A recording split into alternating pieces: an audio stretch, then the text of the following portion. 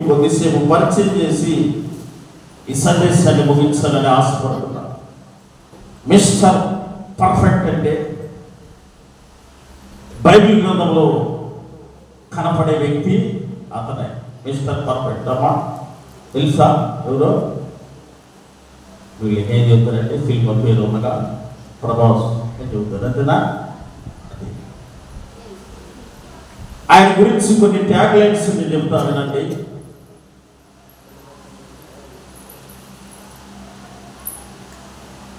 Mister Holi man, mister hygienic man, mister gentle man, ఇలాంటి బిరుదులన్నీ అతని జీవితంలో ఉన్నవి. ఏ ఒక్కరిని నిందించేవాడు కాదు, ఏ ఒక్కరిని ద్వేషించేవాడు కాదు, ఎంత హాని చేసినా వారి పట్ల దురుసుగా ప్రవర్తించేవాడు కాదు. అలాంటి పర్ఫెక్ట్ పర్సన్ బైబిల్ గ్రంథంలో ఒక వ్యక్తి ఉన్నాడు. ఎవరమ్మా? ఇప్పుడు కన్నా అమ్మా యేసు ప్రభుని తీసుకురావాలి అంటే యేసేపు బైబిల్ గ్రంథంలో యేసేపు జీవితాన్ని జ్ఞాపకం చేసుకున్నాం కొద్ది నిమిషాలు. యేసేపుకి 11 మంది అన్నదమ్ములు ఉన్నారు. 11 మంది 11 రకాల జీవితాలు కలిగి ఉన్నారు. యేసేపుకి ఒక తండ్రి ఉన్నాడు. ఆ తండ్రి తన భార్యల కోసము 20 సంవత్సరములు కాలాన్ని వృధా చేశాడు. బానిసత్వముగా చేసినటువంటి వ్యక్తి తన తండ్రి. యేసేపుకి ఒక చెల్లి ఉన్నది. ఆ చెల్లి తన ప్రవర్తన ఎలాంటిదంటే ఒక ఊరిని వల్లకాడు చేసినటువంటి గొప్ప మహా వ్యక్తి ఆ చెల్లి. తన తల్లులు ఉన్నారంటే యాకోబుకున్నటువంటి యేసేపు కూడా తల్లులు, యాకోబు భార్యలు, 2 భార్యలు. ఇద్దరు కూడా ఒకరినొకరు తిట్టుకోవడము, సమితిపోవడంతో వారి జీవితం కొనసాగుతూ ఉన్నది. అలాంటి జీవితం నుండి వచ్చిన ఒక గొప్ప ప్రవర్తన కలిగినటువంటి వ్యక్తి యేసేపు. మనం కూడా మన జీవితాల్లో చూస్తూ ఉంటాం. ఏందయ్యా నువ్వు చదువుకోలేదు, ఈ రకంగా వ్యవసాయ పని పాటలు చేస్తున్నావంటే మనం ఇచ్చే సమాధానం ఏంటో తెలుసా? మా ఊరే మంచిది కాదండి. మీ అమ్మ నాన్న చదివిలేదా? మా అమ్మ నాన్న చదువుకోలేదంటే మా అమ్మ నాన్నలు నన్ను విడిచిపెట్టడం వల్ల ఈ దినమున నా జీవితం ఈ విధముగా అస్తవ్యస్తం అయిపోయి ఉద్యోగం లేక రోడ్డుని పడి వ్యవసాయ పనులు చేసుకుంటూ ఉన్నానండి. అదే మా అమ్మ నాన్న సమయానికి నన్ను చదివిస్తే ఈ వరకు నేను చంద్రమండలంలో ఉద్యోగం చేసేవాడిని పనికి మాలిన ముచ్చట్లు మనం చెబుతూ ఉంటాం. కానీ యేసేపు ఏ దినమును కూడా అలాంటి ముచ్చట్లు చెప్పలేదు. యేసేపు జీవితంలో ఉన్నటువంటి మరొక ఘట్టం ఏంటంటే రాత్రి పూట వేళలో అతనికి ప్రత్యేకముగా డ్రీమ్స్, కళలు వచ్చేవి. ఏమిటి ఆ కళలంటే, ఒక వ్యవసాయం చేసేటువంటి చేను ఉన్నది. ఆ చేలో మధ్యలో ఒక పన నిలబడుతూ ఉన్నది. చుట్టూరు 11 పనలు సాష్టాంగపడి ఉన్నవి. యేసేపు కళ వచ్చింది కదా, ఈ కళను తన హృదయంలో దాచుకుందాం లేదా తన మనసులో ఉంచుకుందాం అనుకునే వ్యక్తి కాదు. మనస్సులో కల్మషం లేకుండా తన అన్నలకు చెప్పేవాడు. అన్నలు యేసేపు మీద ద్వేషమును పెంచుకున్నారు, ఈర్ష్యను పెంచుకున్నారు. యేసేపు ఏ దినము కూడా నా అన్నలు మంచివాళ్ళు కాదు, నా తండ్రి మంచివాడు కాదు, నా చెల్లి మంచిది కాదు అని వృద్ధా మాటలు చెప్పలేదు. ప్రవర్తన మంచి ప్రవర్తన కలిగి జీవించాడు. మనమైతే మన జీవితంలో అన్ని మన తల్లిదండ్రుల మీద వేస్తూ ఉంటాం. లేదు వివాహం అయితే భర్త మీదనో భార్య మీదనో నిందలు వేస్తూ ఉంటాం. నా భార్య వల్ల నేను ఈ విధముగా చెడిపోయాను, నా భర్త వల్ల నేను ఈ దినమున చెడిపోయానని సాకులు చెబుతూ ఉంటాం. కానీ యేసేపు జీవితం ఎప్పుడు కూడా అలాంటి పరిస్థితి రానివ్వలేదు, చెప్పలేదు. యోసేపు జీవితం ఏ విధముగా ఉన్నదంటే, అన్నదమ్ములందరికీ బట్టలు తీసుకొచ్చిన తర్వాత వారందరూ కుట్టించుకున్న తర్వాత మిగిలిపోయినటువంటి మొక్కలు ఉండేవి పక్కన పడేసి, ఆ మొక్కలతో యోసేపు తండ్రి అయినటువంటి యాకోబు అందమైనటువంటి ఒక అంగీని కుట్టించాడు. అంగి వేసుకుని బయటకు వెళ్ళిన తర్వాత అనేక మంది స్నేహితులు కూడా అతను అడిగారు,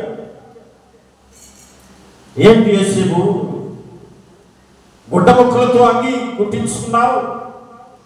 మా నాన్నకి ఇష్టమైన నాకు కుట్టించారు. రంగురంగుల నిలువుటంగిని మా నాన్న కుట్టించారు.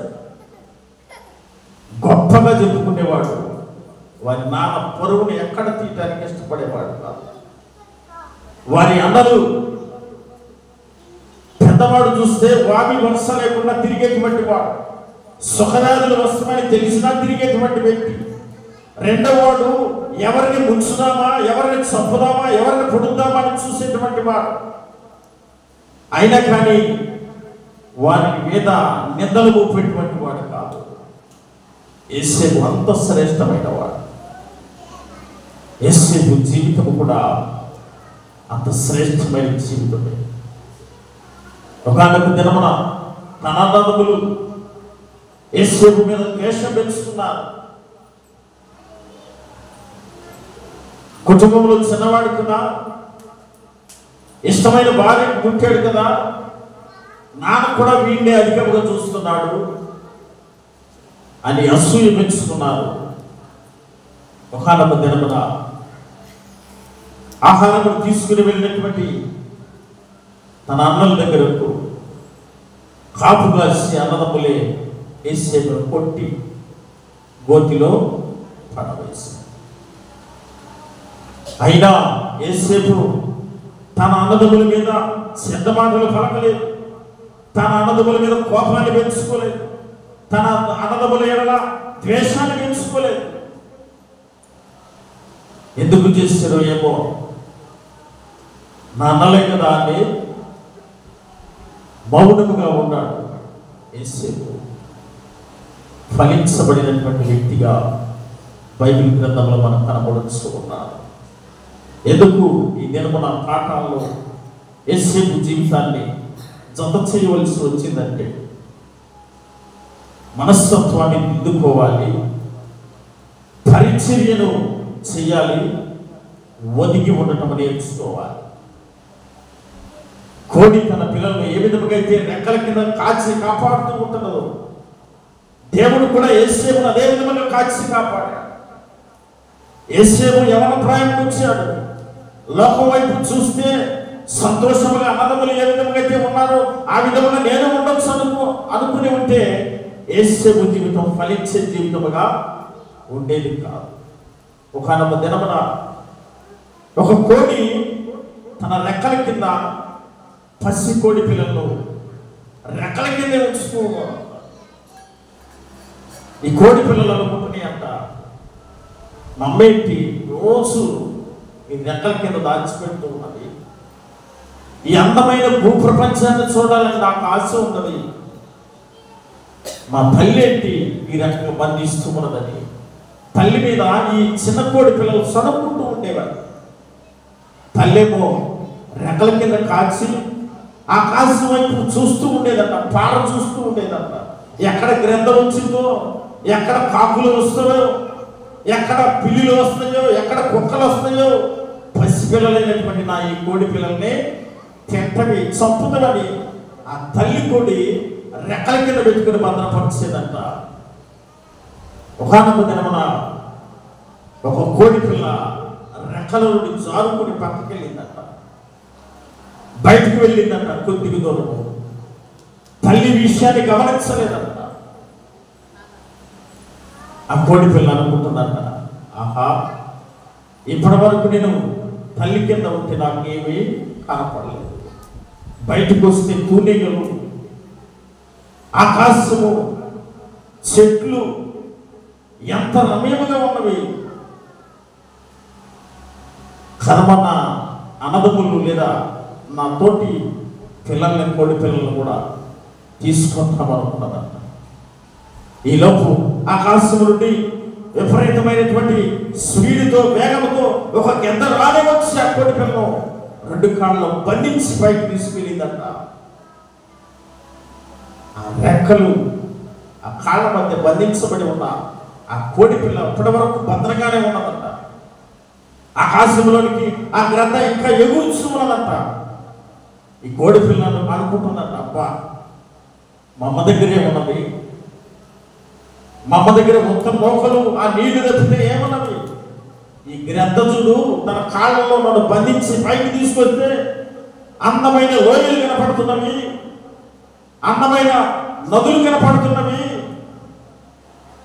ఎంత చక్కటి ప్రదేశం కనపడుతున్నది అని సంతోషపడిందంట. తీసుకువెళ్ళి ఒక ఎత్తైన పర్వతం మీదకి ఆ గ్రద్ద తీసుకెళ్ళిందంట. తనకున్నటువంటి ఆ 2 కాళ్ళతో ఆ పసి కోడి పిల్లను చీల్చిందంట. గుండెను చీల్చి ఆ గుండెను పడవడం ప్రారంభించిందంట. ఒక్కొక్క బొట్టు కారుతూ ఉంటే అప్పుడు తన తల్లి గుర్తొస్తూ ఉన్నదంట. అయ్యో, ఇన్ని రోజులు నా తల్లి రెక్కల కింద పెట్టుకుని భద్రంగా కాచి కాపాడింది కదా, నేను ఏదో అనుకున్నాను. ఈ సమయంలో నాకు తెలుస్తూ ఉన్నది, ఈ లోకం వైపు వచ్చి లోకానుసారంగా తిరుగుతూ ఉంటే, ఈ అందమైనటువంటి ప్రదేశాన్ని చూస్తూ ఉంటే సంతోషపడ్డాను. ఈ సంతోషం వెనక ఎంత దుఃఖపడదని నేను ఊహించలేదు. మరికొద్ది నిమిషాల్లో నా ప్రాణము గాలిలో కలిసిపోతున్నది కదది. అప్పుడు దుఃఖపడితే ప్రయోజనము ఏమీ లేకపోయినే. దేవుడు కూడా యోసేపుని ఆశీర్వదించడానికి, ఫలింపజేయడానికి, దీవించడానికి తన జీవితంలో ఉన్నటువంటి ప్రతి విషయాన్ని దిద్దుకున్నాడు. అన్నదమ్ములు తిట్టేనని కోపడలేదు, అన్నదమ్ములు కొట్టేనని కోపడలేదు. నా అన్నే కదా, నా తండ్రే కదా అని సరిచేసుకున్నాడు, దిద్దుకున్నాడు. వారి ఎడలను ఒదిగొనటం నేర్చుకున్నాడు. తన ప్రవర్తనలో కూడా ఏమాత్రము మార్పులు తెచ్చుకోలేదు. అన్నదమ్ములకు పరిచర్యలు చేయడం కూడా చాలా స్పష్టముగా, నమ్మకముగా, విశ్వాసముగా, ప్రేమగా చేసినటువంటి వ్యక్తి యోసేపు జీవితము. యోసేపు జీవితంలో కొన్ని ప్రాముఖ్యమైన విషయాలను బైబిల్ గ్రంథంలో నుండి వెలికి తీసి ఈ సందేశాన్ని ముగించుకుందాం. ఆదికాండం 39వ అధ్యాయంలో మనకు కనబడుతూ ఉంటుంది కదా. ఆదికాండము 39వ అధ్యాయంలో మొదటి వచనంలో ఉన్నదమ్మా, యోసేపును ఐగుప్తునకు తీసుకుని వచ్చినప్పుడు ఫరో యొక్క ఉద్యోగస్తుడును రాజ సంరక్షక సేనాధిపతినైన పొతీఫరను ఒక ఐగుప్తీయుడును అక్కడికి అతనిని తీసుకుని వచ్చిన ఇష్మాయేలీయుల యొద్ద చాలు అతన్ని కొన్నాడు. యోసేపు జీవితం ఎంత అధ్వానమైపోయిందో, కొట్టి పడేసి శత్రువులు కమ్మి ఆ శత్రువులు తీసుకుని వెళ్ళి ఒక రాజు దగ్గర ఉన్నటువంటి వ్యక్తికి అమ్మటము, సంతలో కోడి మాదిరిగా, సంతలో పశువు మాదిరిగా యోసేపు జీవితం అయిపోయింది.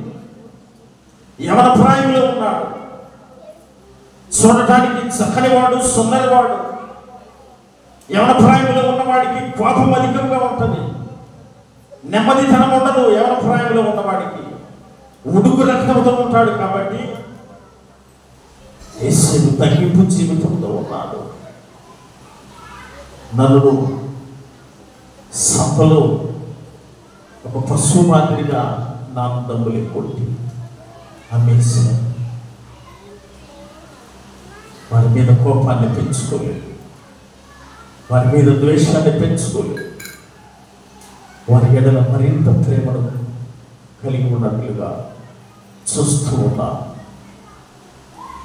మరింతగా ప్రార్థిస్తూ ఉన్నట్టుగా నా అన్నదమ్ముల జీవితాన్ని మార్చు లేదా వారిని కూడా ప్రయోజకులు చేయని ప్రార్థించే విధముగా యేసేపు జీవితం ఉంది. ఎందుకంటే యేసేపు కోపపడితే యేసేపు ఈర్షపడితే దేవుడు యేసేపుకు తోడై ఉండేవాడు కాదు. అతడు రోజు రోజుకి అభివృద్ధి చెందుతూ ఉన్నాడంటే దేవుడు యేసేపుకు తోడై ఉన్నాడు కాబట్టి యేసేపు చేసేదంతా ఫలించబడుతున్నదని లేఖనములు సెలవిస్తూ ఉన్నవి. రాజు దృష్టిలో పడ్డాడు. యేసేపు ఒకనొక దినమున చెప్పిన పనిని చెప్పినట్లు చేస్తున్నాడు, చెప్పిన పనిని కరెక్ట్గా చేస్తున్నాడు, ఇసుకు చెందకుండా చేస్తూ ఉన్నాడు. ఈ రోజుల్లో మనకు ఎవరైనా ఒక పనిని అప్పచెప్పాలంటే ఎస్ ఇతనికి పని అప్పచెప్తే కరెక్ట్గా చేస్తాడు, ఒక్కడు చెప్పకుండా చేస్తాడు అని వ్యక్తులు నేటి దినాల్లో చాలా తక్కువ మంది ఉన్నారు. ఎక్కడ దాకా ఎందుకు మన కుటుంబాలను తీసుకుంటే ఒకవేళ మన తల్లిదండ్రులు ఊరెళ్ళి ఆలస్యమై రావటానికి ఆలస్యమైతే ఇంటి దగ్గర ఉన్నటువంటి మన మీద తల్లిదండ్రులు టెన్షన్ పడుతూ ఉంటారు. అయ్యో ఇంటి దగ్గర ఓడటం రాదు, నా కూతురి మీద భారం వేసి వెళ్ళిపోయాడు కదా, చీకట పడిపోతూ ఉన్నది కదా, పనికి వెళ్ళినటువంటి వారి నాన్న వచ్చేసరికి కనీసం నీళ్లు కాసన్నా ఇంటి దగ్గర వాళ్ళ నాన్నకి ఇచ్చిపోయిందో వచ్చేసరికి మళ్ళీ ఈయన నన్ను తింటాడేమో, ఊరికి ఎందుకు వెళ్ళావు, ఆలస్యం ఎందుకైంది అని ప్రియమైనటువంటి వాళ్ళన్నా. కానీ యేసేపు రాజు దృష్టిలోనే పడ్డాడు. రాజు అతను మెచ్చుకుంటున్నాడంటే తనకిచ్చిన ప్రతి పనిని సక్రమంగా నిర్వర్తిస్తూ ఉన్నాడు. బాధ్యతాయుతంగా ఉండాలంటే దేవుని యందు విశ్వాసమును కనపరిచేవాడే బాధ్యతాయుతమైన పనిని నిర్వర్తిస్తాడు. మనం పనిలో బాధ్యతాయుతంగా కొన్నిసార్లు పనులు కొనసాగాలి, కొన్నిసార్లు విసుగు చెందుతూ ఉంటాం, కొన్నిసార్లు మన యజమాని మీదే ఈర్షపడుతూ ఉంటాం. కానీ యేసేపు అలా చేయలేదు. రాజు దగ్గర అతనేమో డబ్బు లెక్క పెట్టడానికి లేదు, రాజు దగ్గర పరిపాలన చేయడానికి లేదు. రాజు గారి కుటుంబంలో చిన్న చిన్నగా పనులు, కష్టమైన పనులు చేయటానికి తనను బానిసగా కొనుక్కున్నారు. బానిసత్వంలో ఉన్న వ్యక్తి రాజు పట్ల లేదా యజమాని పట్ల ఏ విధంగా ఉంటాడంటే, వీడు నన్ను కొనుక్కున్నాడు, వీడి ఇంట్లో నన్ను బానిసత్వం చేపిస్తూ ఉన్నాడు, వీడు చెప్పిన పనులన్నా నేను చేస్తున్నాను, కొద్ది సమయమైనా నాకు తీరిక ఇవ్వటం లేదు, రెస్ట్ని ఇవ్వటం లేదు, వీడికి ఏంటి పని చేసి అనేటువంటి తత్వం ఉంటూ ఉంటుంది. కానీ యేసేపులో అలాంటి తత్వం అనేది లేకుండా నమ్మకస్తునిగా అతడు పని చేయించు ఉన్నాడు. చదవండి 6వ వచనము. అతడు తనకు కలిగినదంతయు యేసేపు చేతికి అప్పగించి తాను ఆహారము తినుట తప్ప తనకేమి ఉన్నదో ఏమీ లేదో విచారించిన వాడు కాదు. యేసేపు రూపవంతుడు, సుందరవంతుడై రాజు లాస్ట్కి ఇతన్ని మెచ్చుకుని ఇతని మీద నమ్మకం కలిగి ఇతని మీద భరోసా కలిగి ఇతనికి ఏ పని చేసినా చెప్పినా సక్రమంగా నిర్వర్తిస్తాడని తన కుటుంబ బాధ్యతనంతా ఇతనికి అప్పచెప్పాడు. కుటుంబాన్ని చూసుకోవాల్సిన బాధ్యతనంతా,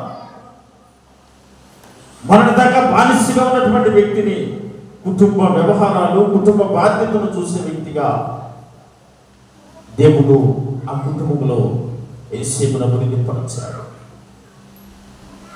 అంత మాత్రమే కాదు, యేసేపు సకరివాడు, రూపవంతుడిని రాయటానికి గల కారణము యవన ప్రాయంలో ఉన్నటువంటి వాడు కదా, రాజుగారి దగ్గర ఉంటున్నటువంటి వాడు కదా, అవును కదా, ఇతని ప్రవర్తనలో ఏమైనా మార్పు తేడా ఉంటుందేమోనని చక్కని వాడు, రూపవంతుడని లేఖనంలో రాయటం జరిగింది. ఈ మాటను బట్టి రాజుగారి యొక్క భార్య యేసేపు మీద మోహించడం జరిగింది. సాధారణంగా మనం చూస్తూ ఉంటాం, మన తోటి కుర్రవాళ్ళు, యవనస్తులు కొద్దిపాటి ఎవరైనా ఒక స్త్రీ యవన ప్రాయంలో ఉన్న వారిని అక్కడ చూస్తే ఇక వారి చుట్టూ తిరగడం ప్రారంభిస్తూ ఉంటారు. ఒకవేళ వివాహమైన వారైనా వారి చుట్టూ తిరగటము, వారి బజారుకి తిరగటము, ఇలాంటి పనులు చేస్తూ ఉంటారు. అయితే సాక్షాత్తు రాజుగారి భార్య యేసేపును పదే పదే పిలుస్తూ ఉన్నది, పదే పదే మాట్లాడుతూ ఉన్నది, పదే పదే అతని వైపు వ్యామోహంతో చూస్తూ ఉన్నది. కానీ యేసేపు జీవితంలో మాత్రము, ప్రవర్తనలో మాత్రము, మాట తీరులో మాత్రము, యేసేపు చూపులో మాత్రము తేడా మాత్రము రాకుండా భద్రంగా ఉన్నాడు. అయ్యో, నాకు ఒకవేళ ఈ రాజ్యం మీద అధికారం ఇచ్చి ఉండొచ్చు, కానీ నా రాజు తన భార్య నాకు కూడా యజమానురాలే, యజమానురాలు పట్ల అసభ్యకరమైన ప్రవర్తన మనం ప్రవర్తించకూడదు అని అనుకుని భద్రంగా ఉంటున్నటువంటి సమయంలో ఒకనొక దినమున ఆ రాణి గారే యేసేపు వస్త్రాన్ని లాగి నవ్వులు పాలు చేసి, ఆగపాలు చేసి చెరసాలలో బంధించడానికి, తన కోపాన్ని తీర్చుకోవడానికి ఆమె చేసిన కుట్ర అయినప్పటికీ యేసేపు జీవితంలో మార్పు రాలేదు. దేవునికి ఇష్టమైన ప్రవర్తన కలిగి ఉన్నారు. దేవునికి ఇష్టడుగా యేసేపు జీవించాడు. యేసు ప్రభువారి జీవితానికి, యేసేపు జీవితానికి రెండింటికి పెద్ద వ్యత్యాసం ఉండదు. యేసు ప్రభువారు మరణించి తిరిగి లేచాడు, యేసేపు మరణించి తిరిగి లేచిన దాఖలాలు లేవు. ఇదే వ్యత్యాసం. యేసు ప్రభువారిని 30 వెండి నాణాలకు అమ్ముకున్నారు, పక్కన ఉన్నటువంటి శిష్యులే అమ్మేస్తారు. యేసేపును కూడా 30 వెండి నాణాలకు పక్కన ఉన్న అన్నదమ్ములే అమ్మేస్తున్నారు. శత్రువులకు అప్పగించారు యేసేపుని, యేసు ప్రభువారిని కూడా శత్రువులకు అప్పగించారు. శ్రమంలో పెట్టారు, యేసేపుని చెరసాలలో బంధించారు. యేసు ప్రభువారిని కూడా బంధించి శ్రమంలో ఉన్న తన మరణం దాకా తీసుకుపోయారు. యేసు ప్రభువారి జీవితానికి, యేసేపు జీవితానికి కొద్దిపాటి దగ్గర పోలికలు ఉండవు. యేసేపు జీవితము చిన్న వయసు నుండి బైబిల్ గ్రంథంలో రాయబడి ఉన్నది, పుట్టినది మొదలుకొని. యేసు ప్రభువారి జీవితము కూడా పుట్టినది మొదలుకొని బైబిల్ గ్రంథంలో రాయబడి ఉన్నది.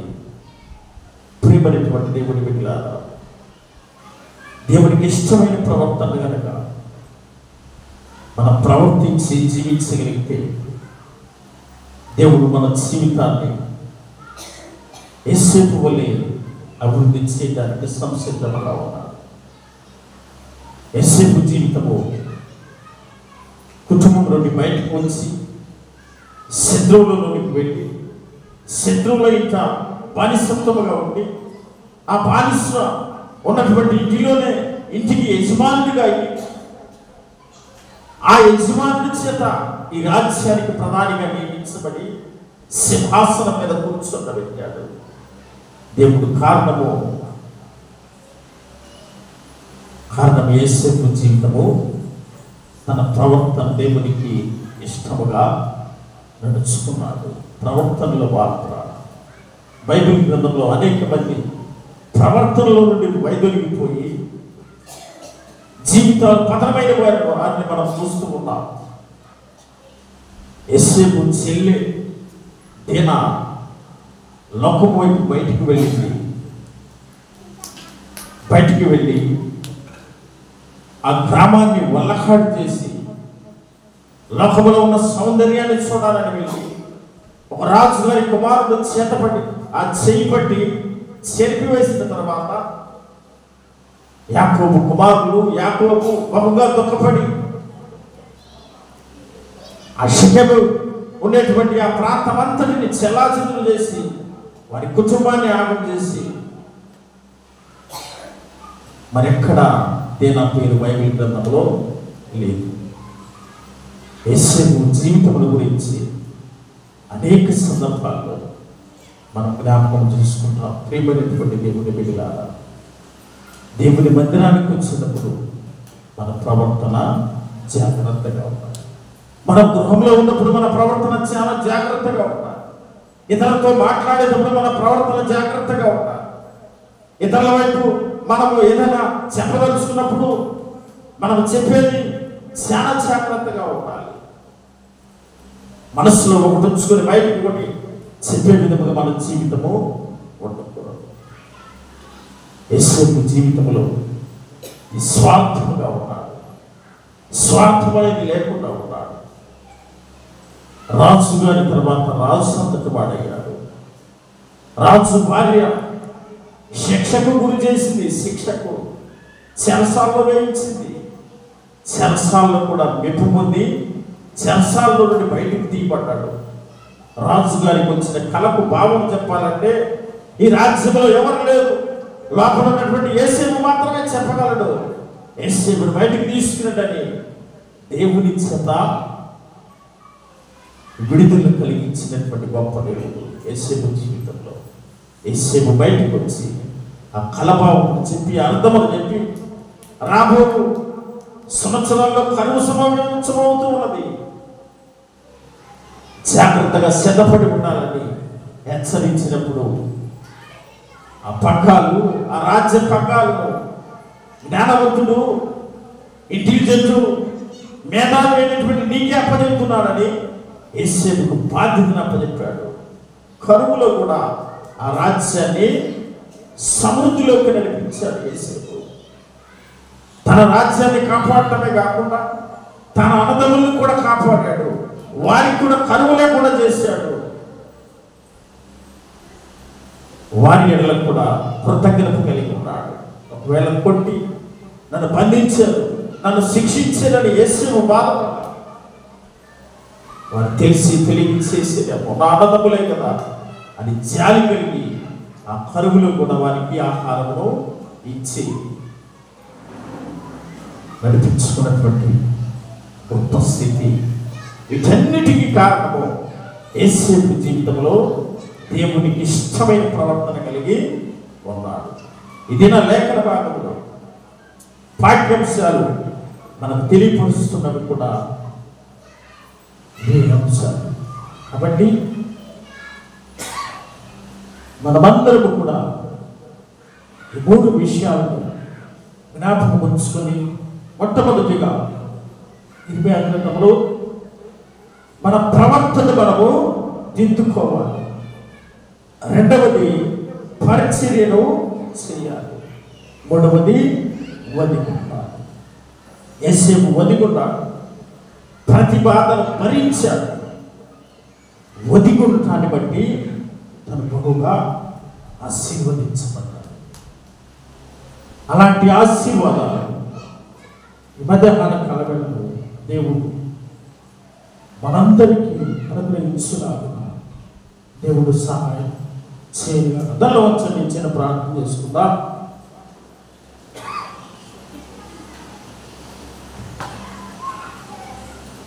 పరిశుద్ధిగా ప్రేమ తండ్రి, యేసేపు జీవితాన్ని బట్టి ఈ 10వ ఆదివారంలో తిరిగి తర్వాత కొన్ని మాటలు తెలియపరుచుకున్నాం. ఎన్నో కష్టాలు పడ్డాడు, ఇబ్బందులు పడ్డాడు, కుటుంబ సభ్యుల వల్లనే ఆటంకములు పడ్డాడు. వాటన్నిటిని భరిస్తూ ఉన్నాడు, ఓర్పుతో ఉన్నాడు, సహనంతో ఉన్నాడు. ఒకనొక పరిస్థితిలో పాపము దగ్గరకు వచ్చినా కానీ ఆ పాపాన్ని విడిచిపెట్టి పారిపోయాడు, కానీ పాపం వైపు చూడలేదయ్యా. యేసేపు నీకు ఇష్టడుగా జీవించాడు ప్రభువా. మా జీవితాలు ప్రభువా అయిష్టమైన కార్యములు మేము చేస్తూ ఉన్నాం ప్రభువా. సాతాను సంబంధమైన కార్యాలకు మా మనస్సు మొగ్గు చూపుతూ ఉన్నదయ్యా. లోక సంబంధమైన వాటి వైపు మా మనస్సు ఆశపడుతూ ఉన్నది ప్రభా. దేని ఆ లోకాన్ని చూడాలని వెళ్ళిపోయింది. బైబిల్ గ్రంథంలో మరెప్పుడు కనపడలేదు. తన అన్నలకు అవమానం తెచ్చింది, తన తండ్రికి అవమానం తెచ్చింది. మేము కూడా తండ్రి దేనావలి లోక సంబంధమైన వాటి కొరకు ఆరాటపడుచు ఎప్పర్లాడుచు ఉన్నామేమోనయ్యా. లోక సంబంధమైన వాటిని విడిచిపెట్టి యేసుకు ఏ విధమగట్టి నీతి సంబంధమైన వాటి వైపు మన జీవితాన్ని ముందుకు నడిపించుకున్నాడు. మేము కూడా తండ్రి మీ మార్గములు,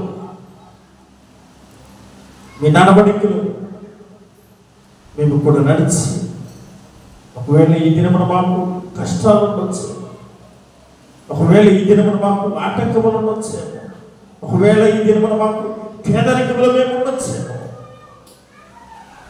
పేదరికంలో ఉన్న, ఆహారం లేకపోయినా, కష్టాలు పోనైనా, గొయ్యిలో పడవేసిన, రాళ్లతో కొట్టి బంధించిన, ఎడారిలో తీసుకువెళ్తున్నా యేసు ఎక్కడ తక్కువ చూడలేదు ప్రభా. అలాంటి నిజమైన విశ్వాసమును నాలో మా బిడ్డలో మీరు అనుగ్రహించి చివరికి సింహాసనం మీద యేసేపుని ఏ విధమైన కూర్చోబెట్టారు. మమ్మల్ని కూడా ప్రభావ మా కుటుంబాలు ఒక ఉన్నతమైనటువంటి స్థితికి మమ్మల్ని కూడా నడిపించి మీ నామానికి మహిమ తెచ్చే విధంగా మమ్మల్ని నిలబెట్టమని మా ప్రభువుని యేసు నామమున అడిగి వేడుకొనుచున్నాము తండ్రి. ఆమేన్.